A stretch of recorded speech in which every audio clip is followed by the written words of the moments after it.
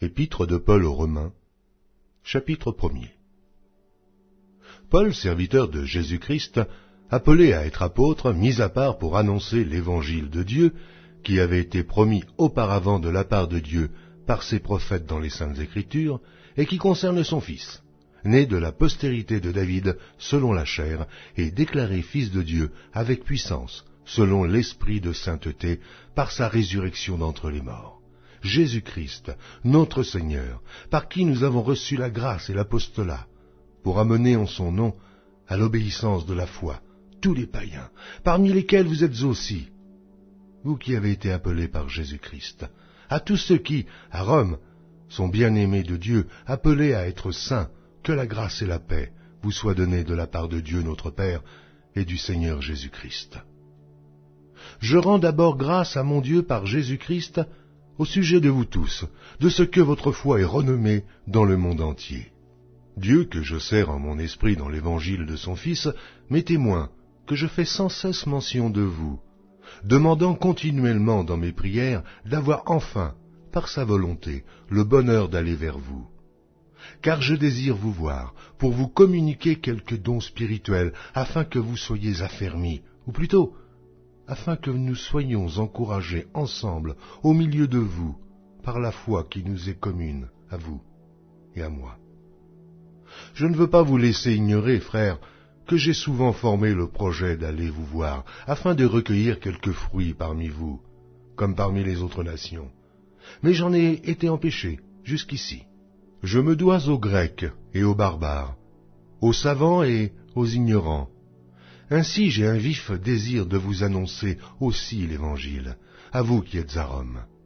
Car je n'ai point honte de l'Évangile. C'est une puissance de Dieu pour le salut de quiconque croit, du juif premièrement, puis du grec, parce qu'en lui est révélée la justice de Dieu par la foi et pour la foi, selon qu'il est écrit, « Le juste vivra par la foi ». La colère de Dieu se révèle du ciel contre toute impiété et toute injustice des hommes qui retiennent injustement la vérité captive. Car ce qu'on peut connaître de Dieu est manifeste pour eux, Dieu le leur ayant fait connaître. En effet, les perfections invisibles de Dieu, sa puissance éternelle et sa divinité, se voient comme à l'œil, depuis la création du monde, quand on les considère dans ses ouvrages. Ils sont donc inexcusables, puisqu'ayant connu Dieu, ils ne l'ont point glorifié comme Dieu, et ne lui ont point rendu grâce. Mais ils se sont égarés dans leurs pensées, et leur cœur sans intelligence a été plongé dans les ténèbres. Se vantant d'être sages, ils sont devenus fous, et ils ont changé la gloire du Dieu incorruptible en image représentant l'homme corruptible, des oiseaux, des quadrupèdes et des reptiles. C'est pourquoi Dieu les a livrés à l'impureté selon les convoitises de leur cœur, en sorte qu'ils déshonorent eux-mêmes leur propre corps. Eux, qui ont changé la vérité de Dieu en mensonge, et qui ont adoré et servi la créature au lieu du Créateur, qui est béni éternellement. Amen. C'est pourquoi Dieu les a livrés à des passions infâmes, car leurs femmes ont changé l'usage naturel en celui qui est contre nature, et de même les hommes, abandonnant l'usage naturel de la femme, se sont enflammés dans leurs désirs, les uns pour les autres, commettant homme avec homme des choses infâmes, et recevant en eux-mêmes le salaire que méritait leur égarement. Comme ils ne se sont pas souciés de connaître Dieu, Dieu les a livrés à leur sens réprouvé, pour commettre des choses indignes, étant remplis de toute espèce d'injustice, de méchanceté, de cupidité, de malice, plein d'envie, de meurtre, de querelles, de ruse, de malignité, rapporteurs, médisants, impies, arrogants, hautains, fanfarons, ingénieux au mal, rebelles à leurs parents, dépourvus d'intelligence, de loyauté, d'affection naturelle, de miséricorde. Eh bien, qu'ils connaissent le jugement de Dieu, déclarant dignes de mort ceux qui commettent de telles choses. Non seulement ils les font, mais ils approuvent ceux qui les font. Épître de Paul aux Romains, chapitre 2. Ô homme, qui que tu sois, toi qui juges, tu es donc inexcusable, car en jugeant les autres, tu te condamnes toi-même, puisque toi qui juges, tu fais les mêmes choses. Nous savons en effet que le jugement de Dieu contre ceux qui commettent de telles choses est selon la vérité. Et penses-tu, ô homme, toi qui juges ceux qui commettent de telles choses et qui les fais, que tu échapperas au jugement de Dieu?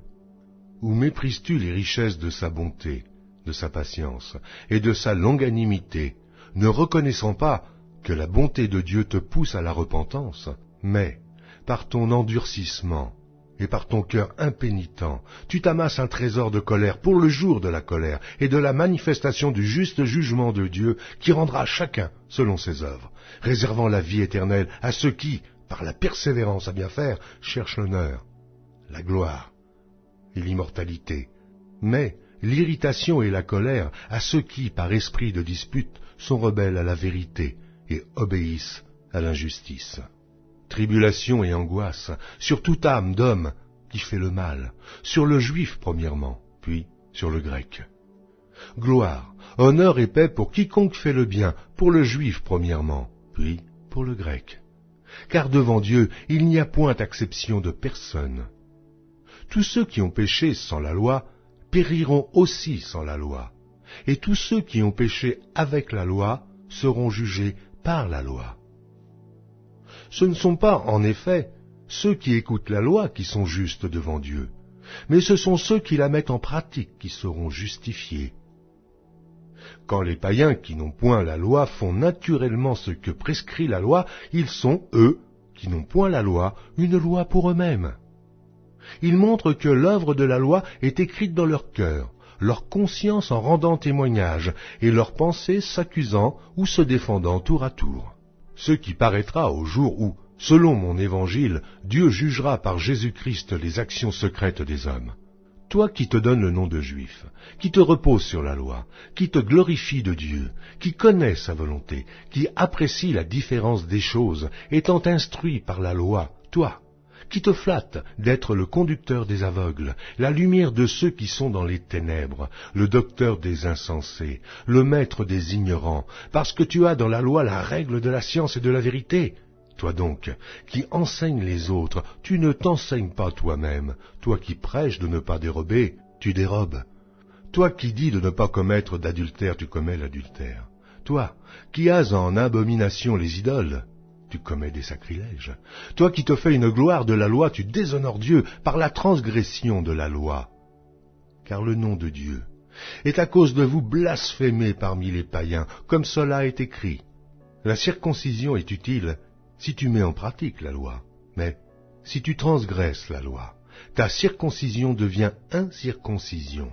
Si donc l'incirconcis observe les ordonnances de la loi, son incirconcision ne sera-t-elle pas tenue pour circoncision? L'incirconcis de nature qui accomplit la loi ne te condamnera-t-il pas, toi, qui la transgresses, tout en ayant la lettre de la loi et la circoncision? Le juif n'est pas celui qui en a les dehors, et la circoncision, ce n'est pas celle qui est visible dans la chair. Mais le juif, c'est celui qui l'est intérieurement, et la circoncision, c'est celle du cœur, selon l'esprit, et non selon la lettre. La louange de ce juif ne vient pas des hommes, mais de Dieu.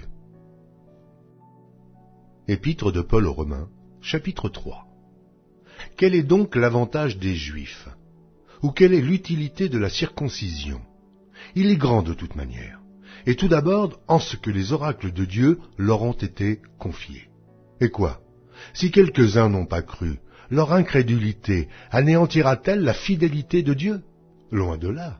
Que Dieu, au contraire, soit reconnu pour vrai, et tout homme pour menteur, selon qu'il est écrit, afin que tu sois trouvé juste dans tes paroles et que tu triomphes lorsqu'on te juge. Mais si notre injustice établit la justice de Dieu, que dirons-nous? Dieu est-il injuste quand il déchaîne sa colère? Je parle à la manière des hommes. Loin de là. Autrement, comment Dieu jugerait-il le monde? Et si par mon mensonge, la vérité de Dieu éclate davantage pour sa gloire, pourquoi suis-je moi-même encore jugé comme pécheur? Et pourquoi ne ferions-nous pas le mal afin qu'il en arrive du bien, comme quelques-uns qui nous calomnient prétendent que nous le disons? La condamnation de ces gens est juste. Quoi donc? Sommes-nous plus excellents? Nullement. car nous avons déjà prouvé que tous, juifs et grecs, sont sous l'empire du péché, selon qu'il est écrit, il n'y a point de juste, pas même un seul. Nul n'est intelligent, nul ne cherche Dieu, tous sont égarés, tous sont pervertis. Il n'en est aucun qui fasse le bien, pas même un seul. Leur gosier est un sépulcre ouvert. Ils se servent de leur langue pour tromper. Ils ont sous leurs lèvres un venin d'aspic. Leur bouche est pleine de malédiction et d'amertume. Ils ont les pieds légers pour répandre le sang. La destruction et le malheur sont sur leur route. Ils ne connaissent pas le chemin de la paix. La crainte de Dieu n'est pas devant leurs yeux. Or nous savons que tout ce que dit la loi, elle le dit à ceux qui sont sous la loi, afin que toute bouche soit fermée, et que tout le monde soit reconnu coupable devant Dieu. Car nul ne sera justifié devant lui par les œuvres de la loi, puisque c'est par la loi que vient la connaissance du péché. Mais maintenant, sans la loi est manifestée la justice de Dieu, à laquelle rendent témoignage la loi et les prophètes. Justice de Dieu par la foi en Jésus-Christ, pour tous ceux qui croient. Il n'y a point de distinction, car tous ont péché et sont privés de la gloire de Dieu. Et ils sont gratuitement justifiés par sa grâce, par le moyen de la rédemption qui est en Jésus-Christ. C'est lui que Dieu a destiné, par son sang, à être pour ceux qui croiraient victimes propitiatoires, afin de montrer sa justice. Parce qu'il avait laissé impunis les péchés commis auparavant, c'est lui que Dieu a destiné par son sang à être pour ceux qui croiraient victimes propitiatoires, afin de montrer sa justice. Parce qu'il avait laissé impunis les péchés commis auparavant, au temps de sa patience, afin, dis-je, de montrer sa justice dans le temps présent, de manière à être juste, tout en justifiant celui qui a la foi en Jésus. Où donc est le sujet de se glorifier? Il est exclu. Par quelle loi? Par la loi des œuvres? Non, mais par la loi de la foi. Car nous pensons que l'homme est justifié par la foi, sans les œuvres de la loi. Ou bien Dieu est-il seulement le Dieu des Juifs? Ne l'est-il pas aussi des païens? Oui, il l'est aussi des païens. Puisqu'il y a un seul Dieu, qui justifiera par la foi les circoncis et par la foi les incirconcis? Anéantissons-nous donc la loi par la foi? Loin de là. Au contraire, nous confirmons la loi. Épître de Paul aux Romains, chapitre 4. Que dirons-nous donc? Qu'Abraham, notre père, a obtenu selon la chair. Si Abraham a été justifié par les œuvres, il a sujet de se glorifier, mais non devant Dieu. Car que dit l'Écriture? Abraham crut à Dieu, et cela lui fut imputé à justice. Or, à celui qui fait une œuvre, le salaire est imputé, non comme une grâce, mais comme une chose due. Et à celui qui ne fait point d'œuvre, mais qui croit en celui qui justifie l'impie, sa foi lui est imputée à justice. De même, David exprime le bonheur de l'homme à qui Dieu impute la justice sans les œuvres. Heureux ceux dont les iniquités sont pardonnées et dont les péchés sont couverts. Heureux l'homme à qui le Seigneur n'impute pas son péché. Ce bonheur n'est-il que pour les circoncis, ou est-il également pour les incirconcis? Car nous disons que la foi fut imputée à justice à Abraham. Comment donc lui fut-elle imputée? Était-ce après ou avant sa circoncision? Il n'était pas encore circoncis, il était incirconcis. Et il reçut le signe de la circoncision comme sceau de la justice qu'il avait obtenue par la foi, quand il était incirconcis. Et il reçut le signe de la circoncision comme sceau de la justice, qu'il avait obtenu par la foi quand il était incirconcis, afin d'être le père de tous les incirconcis qui croient pour que la justice leur fût aussi imputée. Et le père des circoncis, qui ne sont pas seulement circoncis, mais encore qui marchent sur les traces de la foi de notre père Abraham quand il était incirconcis. En effet, ce n'est pas par la loi que l'héritage du monde a été promis à Abraham ou à sa postérité, c'est par la justice de la foi, car si les héritiers le sont par la loi est vaine, et la promesse est anéantie, parce que la loi produit la colère, et que là où il n'y a point de loi, il n'y a point non plus de transgression. C'est pourquoi les héritiers le sont par la foi, pour que ce soit par grâce, afin que la promesse soit assurée à toute la postérité, non seulement à celle qui est sous la loi, mais aussi à celle qui a la foi d'Abraham, notre Père à tous, selon qu'il est écrit « Je t'ai établi, Père d'un grand nombre de nations. Il est notre Père devant celui auquel il a cru. Dieu qui donne la vie aux morts et qui appelle les choses qui ne sont point comme si elles étaient. » Espérant contre toute espérance, il crut, en sorte qu'il devint père d'un grand nombre de nations, selon ce qui lui avait été dit, « Telle sera ta postérité. » Et, sans faiblir dans la foi, il ne considéra point que son corps était déjà usé, puisqu'il avait près de 100 ans, et que Sarah n'était plus en état d'avoir des enfants. Il ne douta point, par incrédulité au sujet de la promesse de Dieu, mais il fut fortifié par la foi, donnant gloire à Dieu et ayant la pleine conviction que ce qu'il promet, il peut aussi l'accomplir.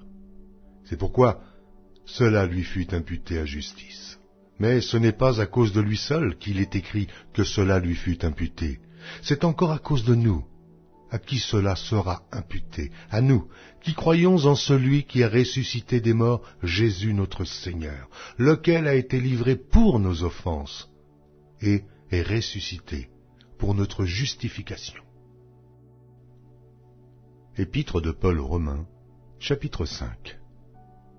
Étant donc justifiés par la foi, nous avons la paix avec Dieu par notre Seigneur Jésus-Christ, à qui nous devons d'avoir eu par la foi accès à cette grâce, dans laquelle nous demeurons fermes, et nous nous glorifions dans l'espérance de la gloire de Dieu.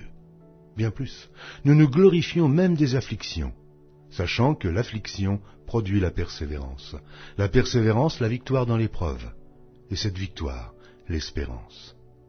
Or, l'espérance ne trompe point, parce que l'amour de Dieu est répandu dans nos cœurs par le Saint-Esprit qui nous a été donné. Car, lorsque nous étions encore sans force, Christ, au temps marqué, est mort pour des impies. À peine mourrait-on pour un juste, quelqu'un peut-être mourrait-il pour un homme de bien. Mais Dieu prouve son amour envers nous, en ce que, lorsque nous étions encore des pécheurs, Christ est mort pour nous. À plus forte raison donc, maintenant que nous sommes justifiés par son sang, serons-nous sauvés par lui de la colère. Car, si lorsque nous étions ennemis, nous avons été réconciliés avec Dieu par la mort de son Fils, à plus forte raison, étant réconciliés, serons-nous sauvés par sa vie. Et non seulement cela, mais encore nous nous glorifions en Dieu par notre Seigneur Jésus-Christ, par qui maintenant nous avons obtenu la réconciliation. C'est pourquoi, comme par un seul homme le péché est entré dans le monde, et par le péché la mort, et qu'ainsi la mort s'est étendue sur tous les hommes, parce que tous ont péché. Car jusqu'à la loi, le péché était dans le monde. Or le péché n'est pas imputé quand il n'y a point de loi. Cependant la mort a régné depuis Adam jusqu'à Moïse, même sur ceux qui n'avaient pas péché par une transgression semblable à celle d'Adam, lequel est la figure de celui qui devait venir. Mais il n'en est pas du don gratuit comme de l'offense, car si par l'offense d'un seul, il en est beaucoup qui sont morts, à plus forte raison, la grâce de Dieu et le don de la grâce venant d'un seul homme, Jésus-Christ, ont-ils été abondamment répandus sur beaucoup. Il n'en est pas du don comme de ce qui est arrivé par un seul qui a péché, car c'est après une seule offense que le jugement est devenu condamnation, tandis que le don gratuit devient justification après plusieurs offenses. Si par l'offense d'un seul, la mort a régné par lui, à plus forte raison, ceux qui reçoivent l'abondance de la grâce et du don de la justice régneront-ils dans la vie par Jésus-Christ, lui seul. Ainsi donc, comme par une seule offense la condamnation a atteint tous les hommes, de même, par un seul acte de justice, la justification qui donne la vie s'étend à tous les hommes. Car, comme par la désobéissance d'un seul homme beaucoup ont été rendus pécheurs, de même, par l'obéissance d'un seul, beaucoup seront rendus justes.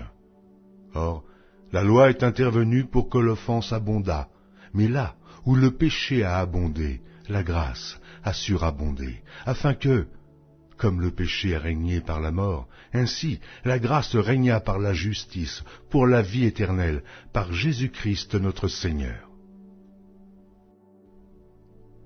Épître de Paul aux Romains, chapitre 6.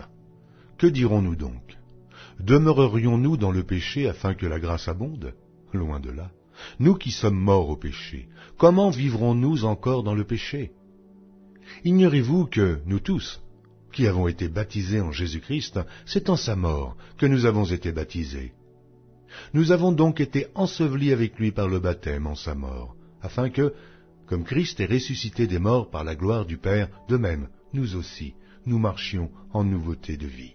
En effet, si nous sommes devenus une même plante avec lui, par la conformité à sa mort, nous le serons aussi par la conformité à sa résurrection, sachant que notre vieil homme a été crucifié avec lui, afin que le corps du péché fût détruit, pour que nous ne soyons plus esclaves du péché.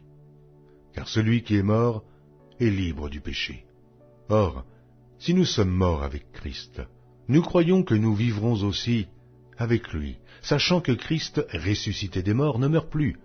La mort n'a plus de pouvoir sur lui, car il est mort. Et c'est pour le péché qu'il est mort une fois pour toutes. Il est revenu à la vie, et c'est pour Dieu qu'il vit. Aussi vous-même, regardez-vous comme morts au péché, et comme vivants pour Dieu en Jésus-Christ. Que le péché ne règne donc point dans votre corps mortel, et n'obéissez pas à ses convoitises. Ne livrez pas vos membres au péché comme des instruments d'iniquité, mais donnez-vous vous-même à Dieu, comme étant vivants de mort que vous étiez, et offrez à Dieu vos membres comme des instruments de justice. Car le péché n'aura point de pouvoir sur vous, puisque vous êtes non sous la loi, mais sous la grâce. Quoi donc? Pécherions-nous parce que nous sommes non sous la loi, mais sous la grâce? Loin de là. Ne savez-vous pas qu'en vous livrant à quelqu'un comme esclave pour lui obéir, vous êtes esclave de celui à qui vous obéissez, soit du péché qui conduit à la mort, soit de l'obéissance qui conduit à la justice. Mais grâce soit rendue à Dieu, de ce que, après avoir été esclave du péché, vous avez obéi de cœur à la règle de doctrine dans laquelle vous avez été instruits.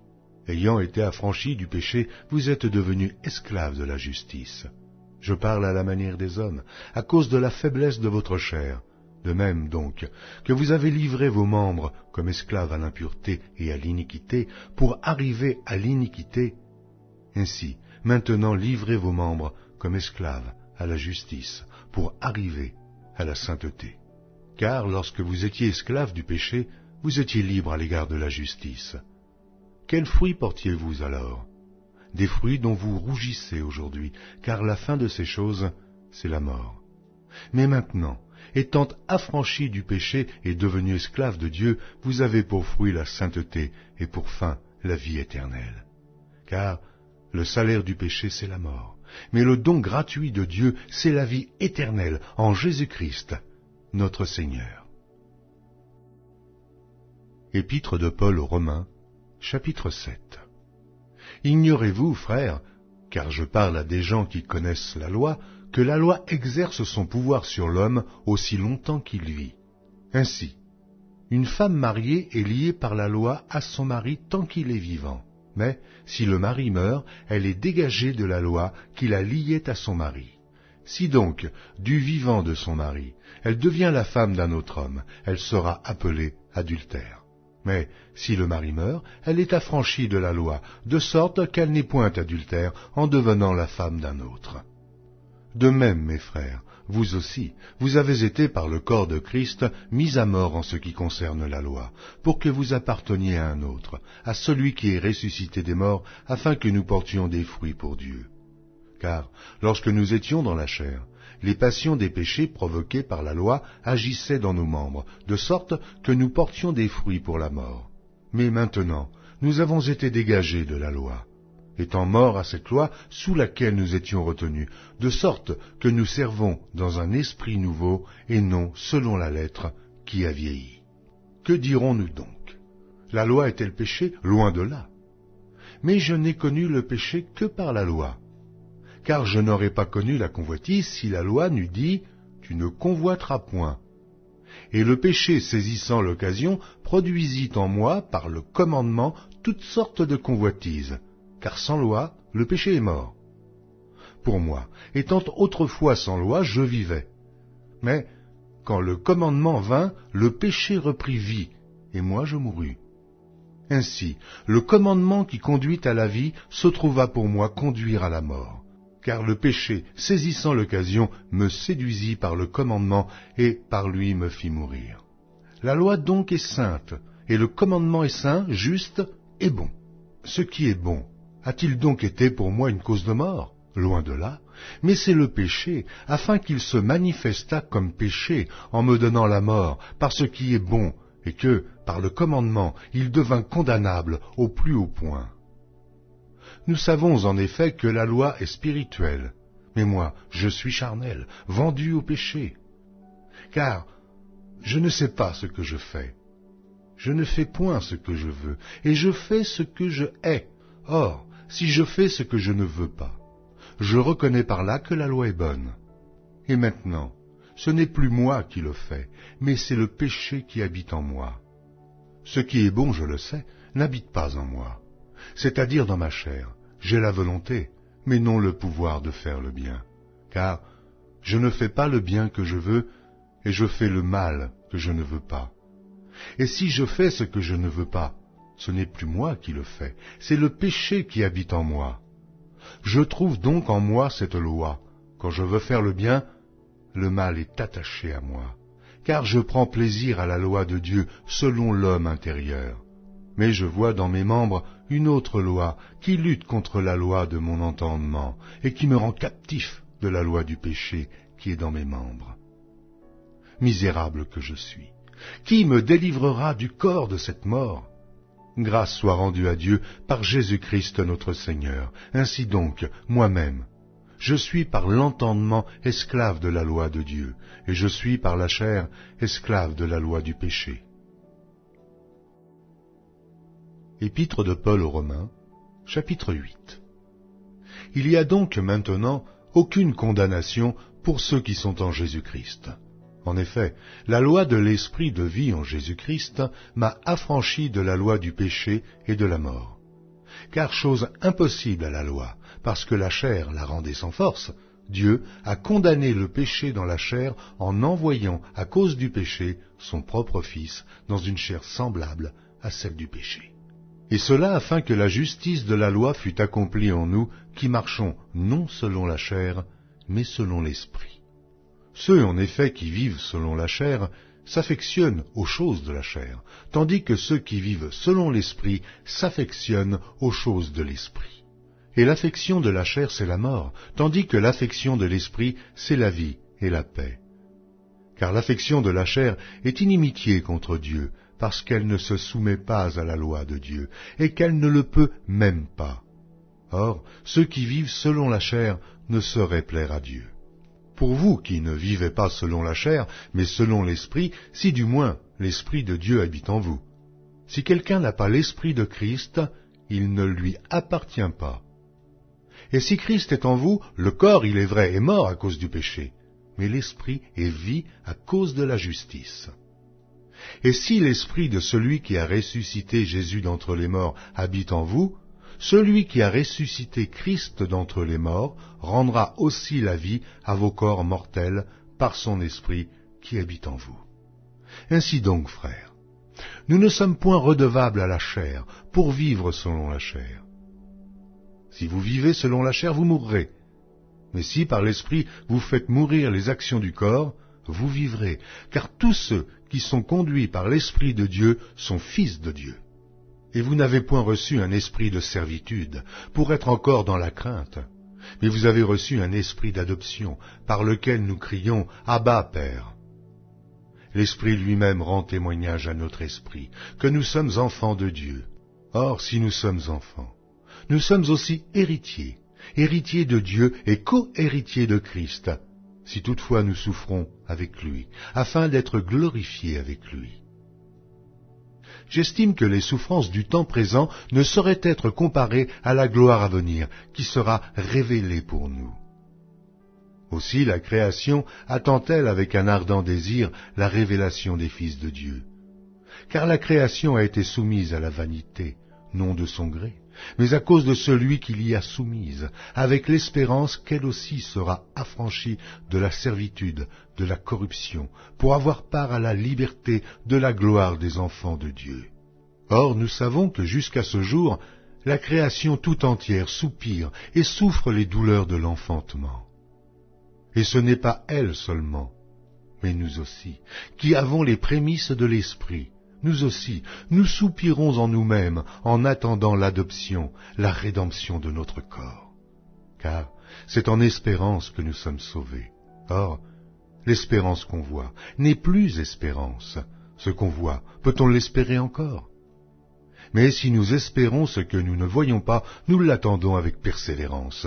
De même aussi l'Esprit nous aide dans notre faiblesse, car nous ne savons pas ce qu'il nous convient de demander dans nos prières. Mais l'Esprit lui-même intercède par des soupirs inexprimables. Et celui qui sonde les cœurs connaît quelle est la pensée de l'Esprit, parce que c'est selon Dieu qu'il intercède en faveur des saints.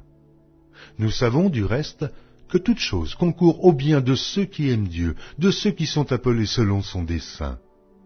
Car ceux qu'il a connus d'avance, il les a aussi prédestinés à être semblables à l'image de son Fils, afin que son Fils fût le premier-né entre plusieurs frères. Et ceux qu'il a prédestinés, il les a aussi appelés, et ceux qu'il a appelés, il les a aussi justifiés, et ceux qu'il a justifiés, il les a aussi glorifiés. Que dirons-nous donc à l'égard de ces choses? Si Dieu est pour nous, qui sera contre nous? Lui qui n'a point épargné son propre Fils, mais qui l'a livré pour nous, comment ne nous donnera-t-il pas aussi toutes choses avec lui? Qui accusera les élus de Dieu? C'est Dieu qui justifie. Qui les condamnera? Christ est mort. Bien plus, il est ressuscité, et il est à la droite de Dieu, et il intercède pour nous.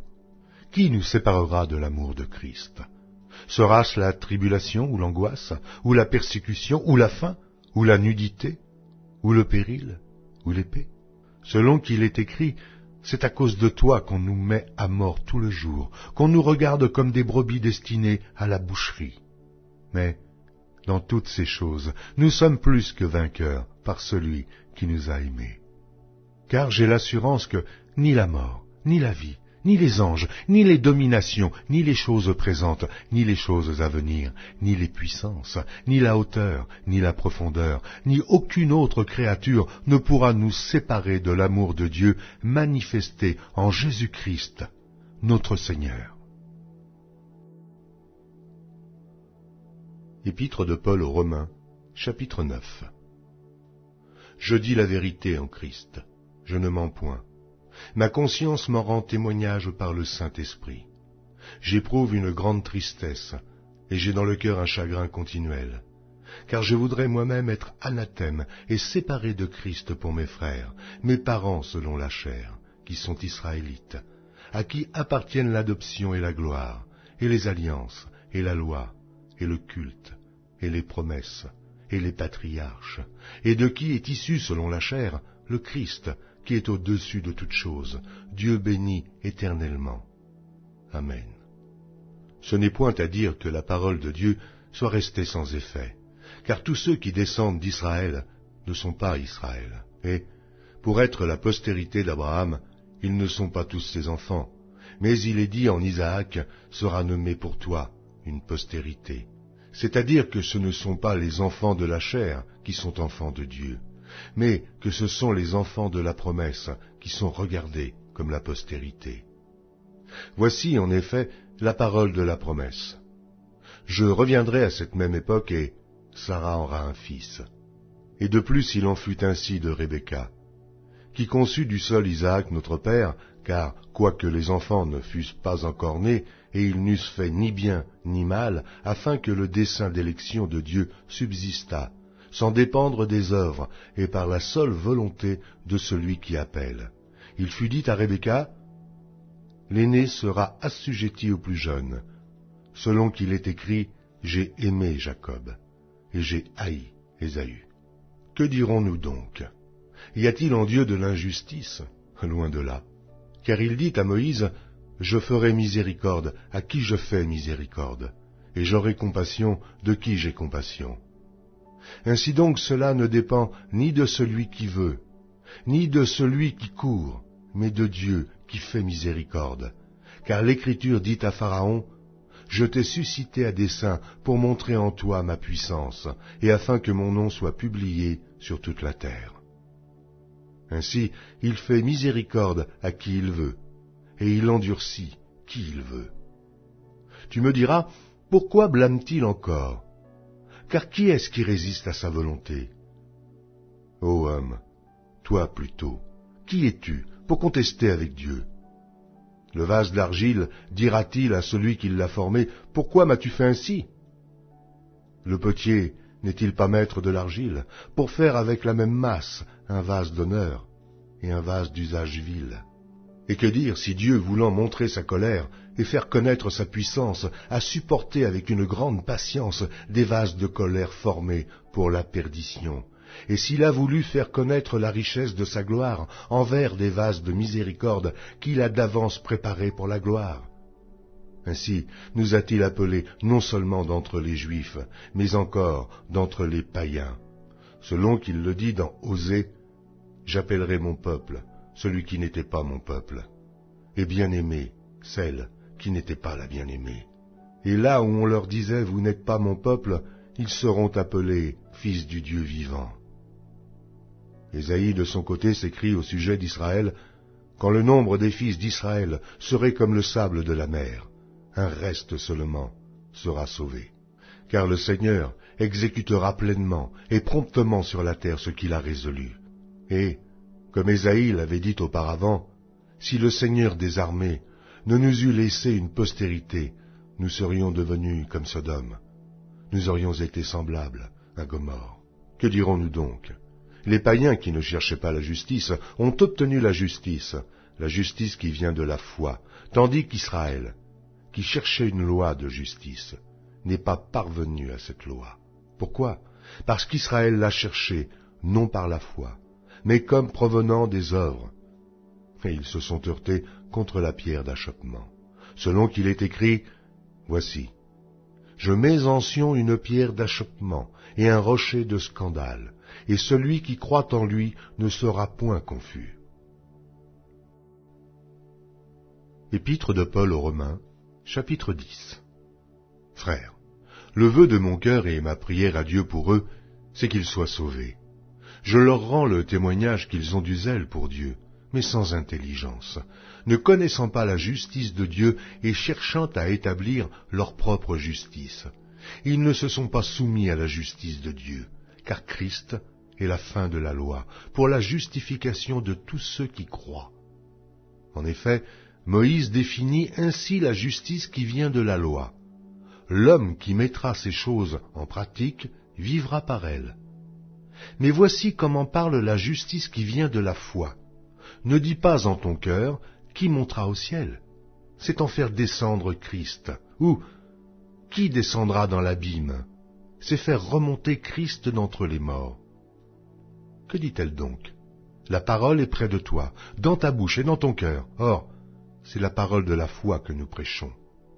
Si tu confesses de ta bouche le Seigneur Jésus, et si tu crois dans ton cœur que Dieu l'a ressuscité des morts, tu seras sauvé.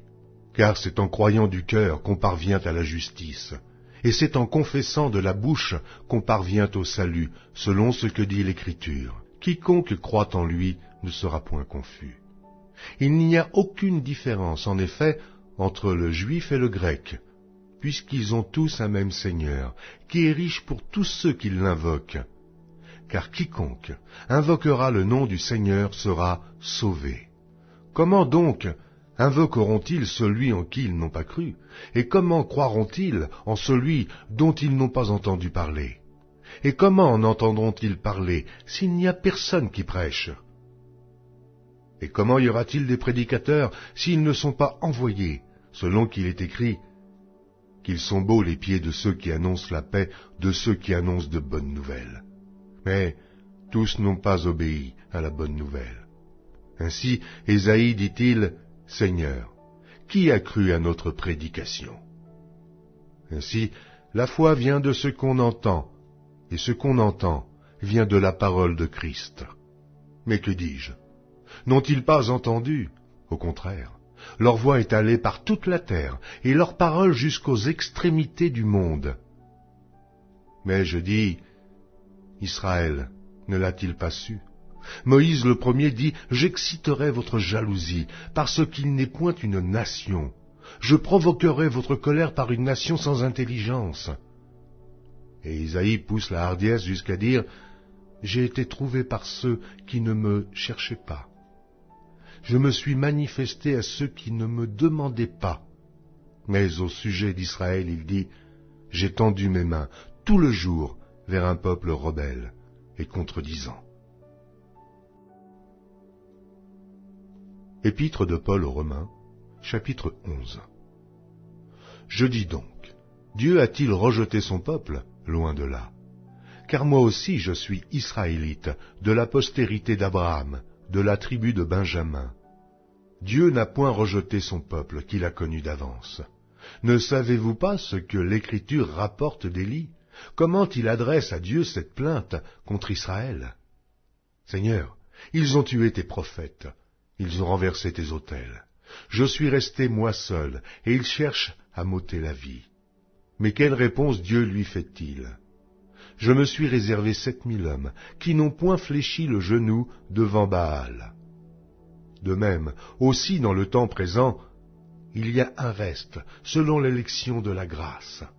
Or, si c'est par grâce, ce n'est plus par les œuvres, autrement la grâce n'est plus une grâce. Et si c'est par les œuvres, ce n'est plus une grâce, autrement l'œuvre n'est plus une œuvre. Quoi donc? Ce qu'Israël cherche, il ne l'a pas obtenu, mais l'élection l'a obtenu, tandis que les autres ont été endurcis, selon qu'il est écrit, Dieu leur a donné un esprit d'assoupissement, des yeux pour ne point voir, et des oreilles pour ne point entendre, jusqu'à ce jour. Et David dit, que leur table soit pour eux un piège, un filet, une occasion de chute et une rétribution.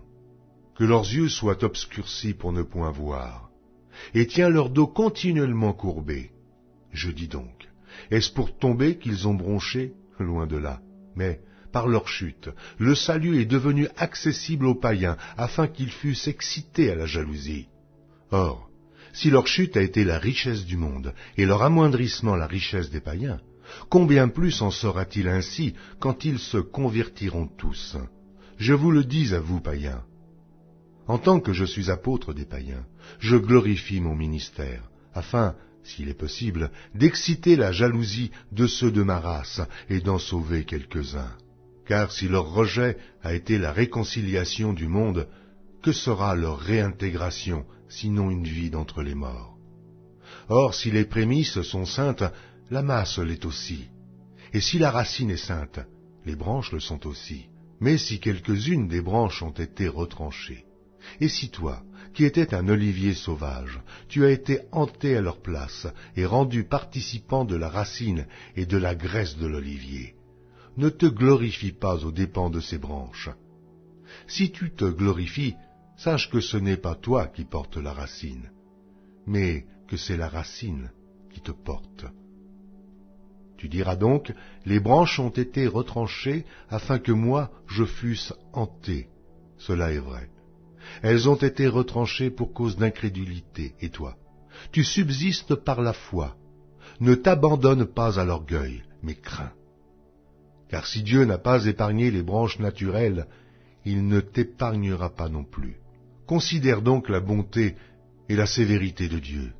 Sévérité envers ceux qui sont tombés, et bonté de Dieu envers toi, si tu demeures ferme dans cette bonté. Autrement, tu seras aussi retranché. Eux de même, s'ils ne persistent pas dans l'incrédulité, ils seront hantés, car Dieu est puissant pour les hanter de nouveau. Si toi, tu as été coupé de l'olivier naturellement sauvage, et hanté contrairement à ta nature sur l'olivier franc, à plus forte raison, eux seront-ils hantés selon leur nature sur leur propre olivier. Car je ne veux pas, frères, que vous ignoriez ce mystère, afin que vous ne vous regardiez point comme sages, c'est qu'une partie d'Israël est tombée dans l'endurcissement jusqu'à ce que la totalité des païens soit entrée. Et ainsi tout Israël sera sauvé selon qu'il est écrit. Le libérateur viendra de Sion, et il détournera de Jacob les impiétés. Et ce sera mon alliance avec eux lorsque j'ôterai leurs péchés. En ce qui concerne l'Évangile, ils sont ennemis à cause de vous. Mais en ce qui concerne l'élection, ils sont aimés à cause de leur Père. Car Dieu ne se repent pas de ses dons et de son appel. De même que vous avez autrefois désobéi à Dieu, et que par leur désobéissance vous avez maintenant obtenu miséricorde, de même, ils ont maintenant désobéi, afin que, par la miséricorde qui vous a été faite, ils obtiennent aussi miséricorde. Car Dieu a renfermé tous les hommes dans la désobéissance, pour faire miséricorde à tous. Ô profondeur de la richesse, de la sagesse et de la science de Dieu, que ses jugements sont insondables, et ses voies incompréhensibles, car qui a connu la pensée du Seigneur? Ou qui a été son conseiller? Qui lui a donné le premier, pour qu'il ait à recevoir en retour? C'est de lui, par lui, et pour lui que sont toutes choses. À lui la gloire dans tous les siècles. Amen. Épître de Paul aux Romains, chapitre 12. Je vous exhorte donc, frères, par les compassions de Dieu, à offrir vos corps comme un sacrifice vivant, saint, agréable à Dieu, ce qui sera de votre part un culte raisonnable. Ne vous conformez pas au siècle présent, mais soyez transformés par le renouvellement de l'intelligence, afin que vous discerniez quelle est la volonté de Dieu, ce qui est bon, agréable et parfait. Par la grâce qui m'a été donnée, je dis à chacun de vous de n'avoir pas de lui-même une trop haute opinion, mais de revêtir des sentiments modestes, selon la mesure de foi que Dieu a départie à chacun. Car, comme nous avons plusieurs membres dans un seul corps, et que tous les membres n'ont pas la même fonction, ainsi, nous qui sommes plusieurs, nous formons un seul corps en Christ, et nous sommes tous membres les uns des autres. Puisque nous avons des dons différents, selon la grâce qui nous a été accordée, que celui qui a le don de prophétie l'exerce selon l'analogie de la foi, que celui qui est appelé au ministère s'attache à son ministère, et que celui qui enseigne s'attache à son enseignement, et celui qui exhorte à l'exhortation, que celui qui donne le fasse avec libéralité, que celui qui préside le fasse avec zèle, que celui qui pratique la miséricorde le fasse avec joie, que la charité soit sans hypocrisie, ayez le mal en horreur, attachez-vous fortement au bien. Par amour fraternel, soyez pleins d'affection les uns pour les autres, par honneur, usez de prévenance réciproque. Ayez du zèle et non de la paresse, soyez fervents d'esprit, servez le Seigneur. Réjouissez-vous en espérance, soyez patients dans l'affliction, persévérez dans la prière. Pourvoyez aux besoins des saints, exercez l'hospitalité. Bénissez ceux qui vous persécutent, bénissez et ne maudissez pas. Réjouissez-vous avec ceux qui se réjouissent, pleurez avec ceux qui pleurent. Ayez les mêmes sentiments les uns envers les autres, n'aspirez pas à ce qui est élevé, mais laissez-vous attirer par ce qui est humble. Ne soyez point sages à vos propres yeux. Ne rendez à personne le mal pour le mal. Recherchez ce qui est bien devant tous les hommes. S'il est possible, autant que cela dépend de vous, soyez en paix avec tous les hommes. Ne vous vengez point vous-même, bien-aimés, mais laissez agir la colère, car il est écrit, « À moi la vengeance, à moi la rétribution, dit le Seigneur. » Mais si ton ennemi a faim, donne-lui à manger. S'il a soif, donne-lui à boire, car en agissant ainsi, ce sont des charbons ardents que tu amasseras sur sa tête. Ne te laisse pas vaincre par le mal, mais surmonte le mal par le bien. Épître de Paul aux Romains, chapitre 13. Que toute personne soit soumise aux autorités supérieures, car il n'y a point d'autorité qui ne vienne de Dieu, et les autorités qui existent ont été instituées de Dieu. C'est pourquoi celui qui s'oppose à l'autorité résiste à l'ordre que Dieu a établi, et ceux qui résistent attireront une condamnation sur eux-mêmes. Ce n'est pas pour une bonne action, c'est pour une mauvaise que les magistrats sont à redouter. Veux-tu ne pas craindre l'autorité, fais le bien, et tu auras son approbation. Le magistrat est serviteur de Dieu pour ton bien. Mais si tu fais le mal, crains, car ce n'est pas en vain qu'il porte l'épée, étant serviteur de Dieu pour exercer la vengeance et punir celui qui fait le mal. Il est donc nécessaire d'être soumis, non seulement par crainte de la punition, mais encore par motif de conscience. C'est aussi pour cela que vous payez les impôts, car les magistrats sont des ministres de Dieu, entièrement appliqués à cette fonction. Rendez à tous ce qui leur est dû, l'impôt à qui vous devez l'impôt, le tribut à qui vous devez le tribut, la crainte à qui vous devez la crainte, l'honneur à qui vous devez l'honneur.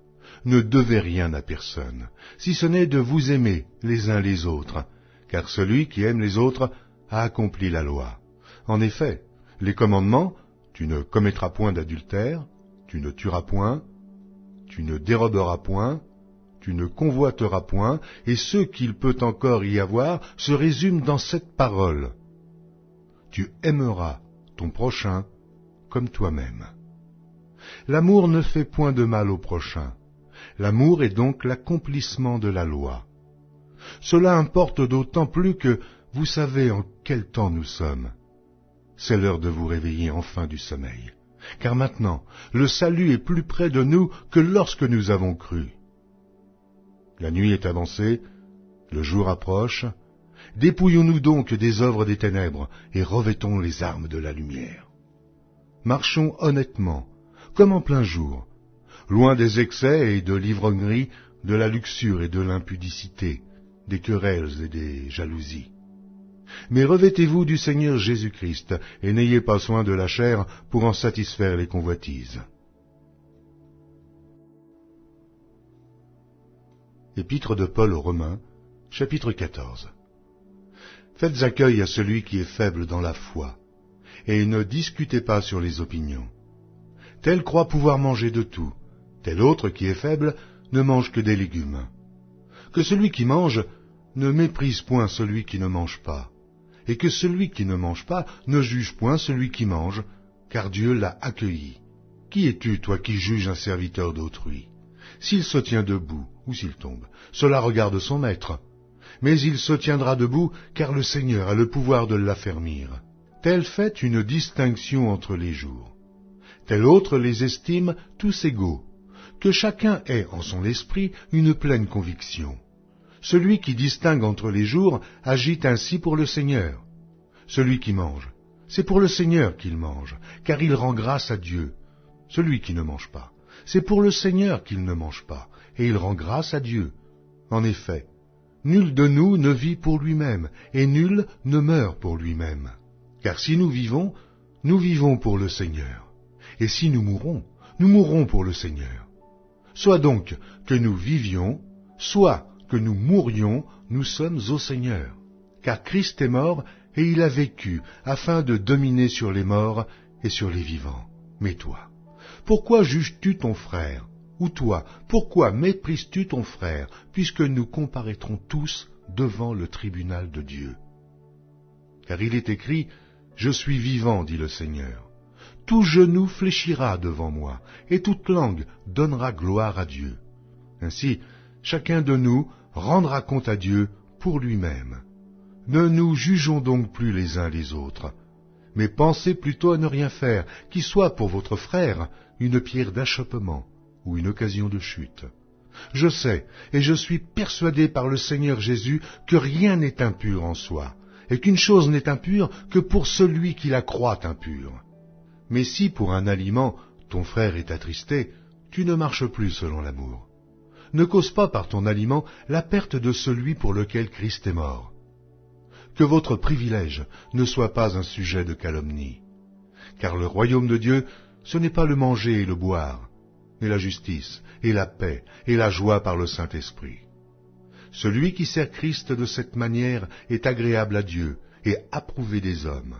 Ainsi donc, recherchons ce qui contribue à la paix et à l'édification mutuelle. Pour un aliment, ne détruis pas l'œuvre de Dieu. À la vérité, toutes choses sont pures. Mais il est mal à l'homme, quand il mange, de devenir une pierre d'achoppement.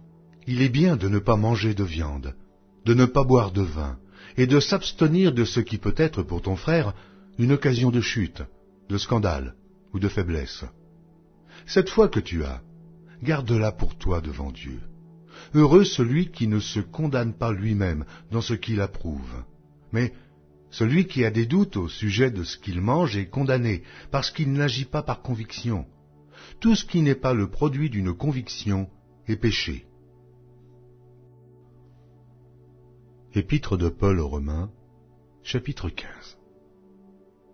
Nous qui sommes forts, nous devons supporter les faiblesses de ceux qui ne le sont pas, et ne pas nous complaire en nous-mêmes. Que chacun de nous complaise au prochain pour ce qui est bien en vue de l'édification. Car Christ ne s'est point complu en lui-même, mais, selon qu'il est écrit, les outrages de ceux qui t'insultent sont tombés sur moi. Or, tout ce qui a été écrit d'avance l'a été pour notre instruction, afin que, par la patience et par la consolation que donnent les Écritures, nous possédions l'espérance. Que le Dieu de la persévérance et de la consolation vous donne d'avoir les mêmes sentiments, les uns envers les autres, selon Jésus-Christ, afin que tous ensemble, d'une seule bouche, vous glorifiez le Dieu et Père de notre Seigneur Jésus-Christ. Accueillez-vous donc les uns les autres, comme Christ vous a accueillis, pour la gloire de Dieu.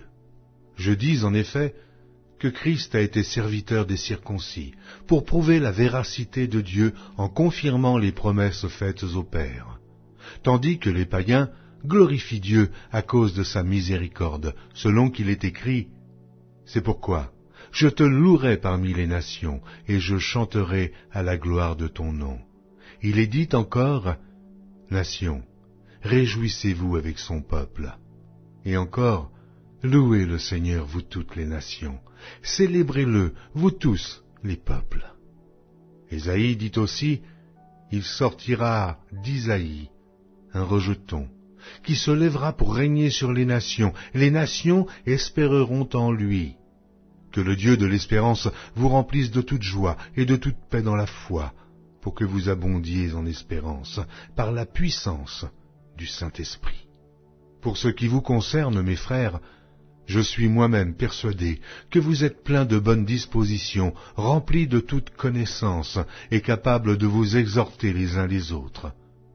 Cependant, à certains égards, je vous ai écrit avec une sorte de hardiesse, comme pour réveiller vos souvenirs, à cause de la grâce que Dieu m'a faite, d'être ministre de Jésus-Christ parmi les païens, m'acquittant du divin service de l'évangile de Dieu, afin que les païens lui soient une offrande agréable, étant sanctifiés par l'Esprit Saint.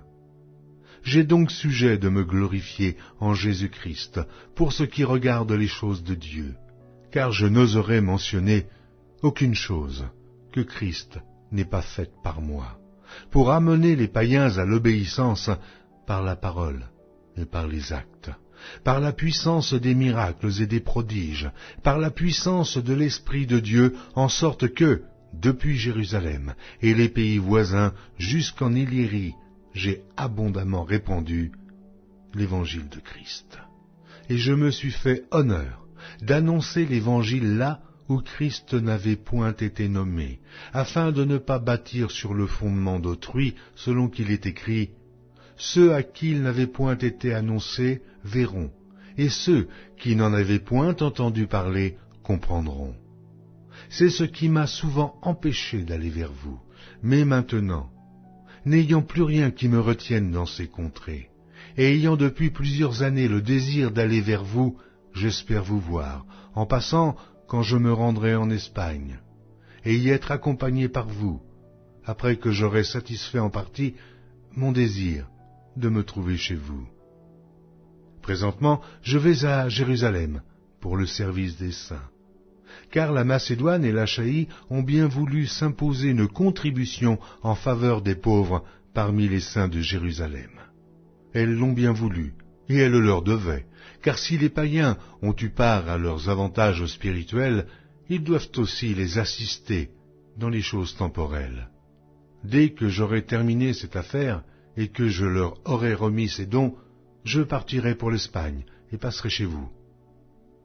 Je sais qu'en allant vers vous, c'est avec une pleine bénédiction de Christ que j'irai. Je vous exhorte, frères, par notre Seigneur Jésus-Christ et par l'amour de l'Esprit, à combattre avec moi, en adressant à Dieu des prières en ma faveur, afin que je sois délivré des incrédules de la Judée, et que les dons que je porte à Jérusalem soient agréés des saints, en sorte que j'arrive chez vous avec joie, si c'est la volonté de Dieu, et que je jouisse au milieu de vous de quelque repos. Que le Dieu de paix soit avec vous tous. Amen. Épître de Paul aux Romains, chapitre 16. Je vous recommande Phobé, notre sœur, qui est diaconesse de l'église de Cenchréa, afin que vous la receviez en notre Seigneur d'une manière digne des saints, et que vous l'assistiez dans les choses où elle aurait besoin de vous, car elle en a donné aide à plusieurs et à moi-même. Saluez Prisca et Aquilas, mes compagnons d'œuvre en Jésus-Christ, qui ont exposé leur tête pour sauver ma vie. Ce n'est pas moi seul qui leur rend grâce, ce sont encore toutes les églises des païens. Saluez aussi l'église qui est dans leur maison. Saluez Phainette, mon bien-aimé, qui a été pour Christ les prémices de l'Asie. Saluez Marie, qui a pris beaucoup de peine pour vous. Saluez Andronicus et Junias, mes parents et mes compagnons de captivité, qui jouissent d'une grande considération parmi les apôtres, et qui même ont été en Christ avant moi. Saluez Amplias, mon bien-aimé dans le Seigneur. Saluez Urbain, notre compagnon d'œuvre en Christ, et Stachys, mon bien-aimé. Saluez Apelles, qui est éprouvé en Christ. Saluez ceux de la maison d'Aristobule. Saluez Hérodion, mon parent.